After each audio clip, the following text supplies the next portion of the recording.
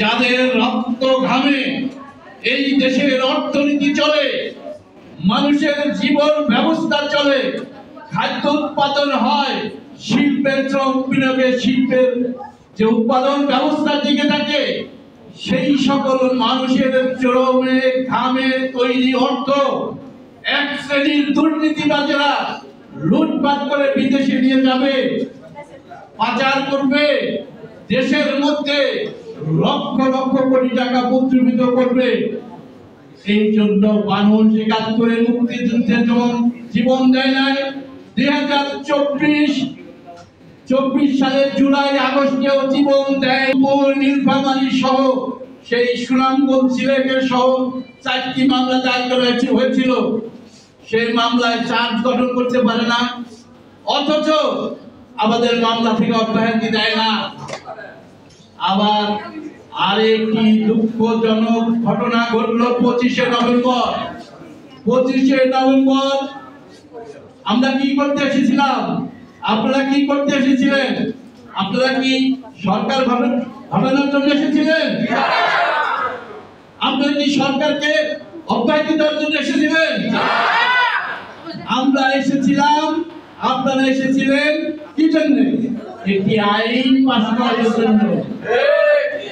যে আইন যাদের হাতে টাকা পয়সা নাই, তারা বিনা সুদে বিনা জামানতে সহজ কিস্তিতে পুঁজি নিয়ে আপনারা কি করবেন? ব্যবসা বাণিজ্য করবেন, ছোট ছোট বিনিয়োগ করবেন, উদ্যোক্তা হবেন আপনাদের।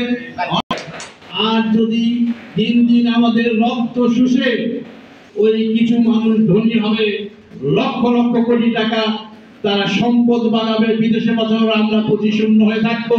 এটি বাংলাদেশের চিত্র। করুন, সে আইনের বিশেষত্ব কি ছিল একটু মনোযোগ দিয়ে শুনবেন। সে আইনের বিশেষত্ব ছিল, এই আইনের মধ্য দিয়ে একটি জাতীয় সংস্থা গঠন হবে, স্বাধীন, সেটি হবে স্বাধীন, অর্থাৎ স্বাধীন জাতীয় সংস্থা গঠন হবে। সেই জাতীয় সংস্থা বিদেশে পাচারকৃত এবং দেশের মধ্যে পঞ্জীকৃত থাকা অবৈধ অর্থ উদ্ধার করবে।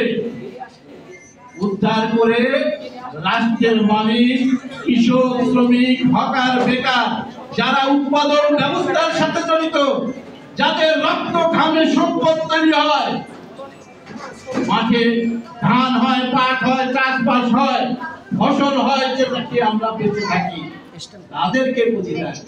তারা উৎপাদন বাড়ায়, দেশের খাদ্য সমস্যার সমাধান হবে, দেশের মানুষের বেকারত্ব থাকবে না। আর আপনারা সেই চলে যাবেন, আর আমরা ভুকাঙ্গামো হয়ে রক্ত শূন্য হয়ে আমরা তিলে তিলে মারা দেব।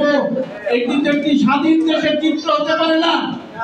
সেই কারণে আমরা তৃণমূল পর্যায়ের জনগণকে উদ্বুদ্ধ করেছি, তাদেরকে আত্মসমর্পণ করেছি যে আমরা রাষ্ট্রের মালিক, আমরা রাষ্ট্রের যোগানদাতা, আমাদের টাকায় সরকার চলে, আমাদের টাকায় উন্নয়ন চলে, আমাদের টাকায় এমপি মন্ত্রী সবার বেতন ভাতা হয়, তারা রাজকীয় জীবন যাপন করে, আর আমাদের কারো ঘর নাই, বাড়ি নাই, মাটি নাই, জীবনের কোনো নিশ্চয়তা নাই।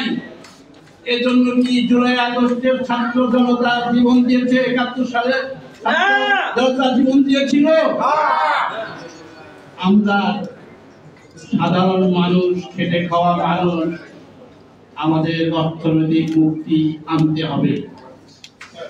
তো আমরা আরেকটি জিনিস পরিষ্কার করে আমি আমার এই স্বাগতিক বক্তব্য শেষ করব।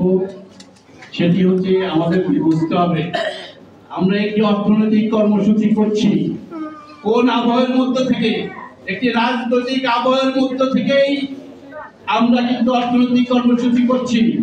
আর অর্থনীতির ঘূর্ণয়মান চরিত্রই হচ্ছে কি? দুর্নীতি। আমাদের দৃশ্যমান হচ্ছে দুর্নীতি। যে দেশের অর্থনৈতিক ঘূর্ণয়মান চরিত্র দুর্নীতি হয়, সেই দেশের মানুষ আমরা ভালো থাকি কেমনে? আমরা ভালো নাই।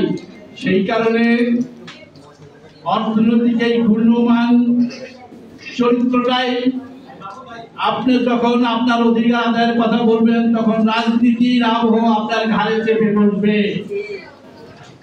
সেটি 25শে নভেম্বর হয়েছে।